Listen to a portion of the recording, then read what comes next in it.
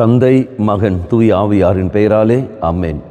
இயேசு கிறிஸ்துவில் அன்புமிக்க சகோதர சகோதரிகளை உங்கள் அனைவருக்கும் கிறிஸ்து இயேசுவின் அன்பு கிடந்த வணக்கத்தை தெரிவித்துக் கொள்கின்றேன். இந்த நற்செய்தி பாகமானது யோவான் நற்செய்தி 10ஆம் அதிகாரம் 31 முதல் 42 வரையில திருவாக்கியங்கள். குறிப்பாக 31வது வாக்கியம், அவர் மேல் எரிய யூதர்கள் மீண்டும் கற்களை எடுத்தனர்.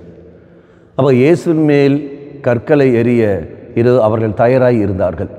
இயேசுவின் மேல் கற்களை எரிகிறார்கள் என்றால் உன்மேலும் என்மேலும் எரியாமலாக இருப்பார்கள், நிச்சயமாக எரிவார்கள், நம்மளை காயப்படுத்துவார்கள்.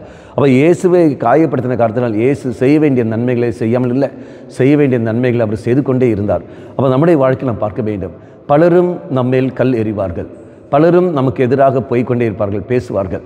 அப்படி இருக்கிற சமயத்தில் எந்த மக்களுக்காக இயேசு கடந்து வந்தாரோ அதே மக்கள் அவர் மேல் கல் எறிந்தது போலவே எந்த மக்களுக்காக நீ நான் உழைக்கின்றமோ அதே மக்கள் நமக்கு எதிராக போவார்கள்.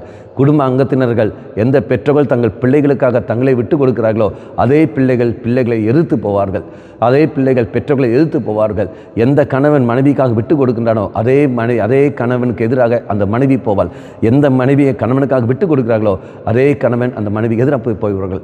அப்போ நீ நானும் யாருக்காக நாம் வாழ்கின்றோமோ, யாருக்காக நம்மை அர்ப்பணிக்கின்றோமோ, நாம் யாருக்கு அதே மனிதர்கள் நமக்கு எதிராக போகிற சமயத்தில் இயேசு செய்தது போல நீ நான் செய்தாலே போதும்.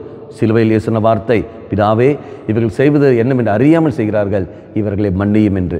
ஆகவே மற்றவர்களை காயப்படுத்தாமல் இதை நாம் மன்னிப்பு கொடுப்போம், நம்மை காயப்படுத்தவர்களை மன்னிப்போம், யாருக்கு ஏற்ற ஒரு வாழ்க்கை நாம் வாழ்வோம்.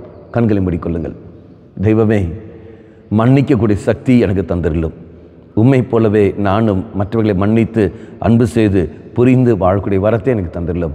அம்மா மாதாவே, தெய்வ மாதாவே, எங்கள் மாதாவே, என் அன்னையே, விசேஷமாக எங்களுக்காக பரிந்து பேசும். ஆமேன். தந்தை, மகன், தூய் ஆவியாரின் பெயராலே ஆமேன்.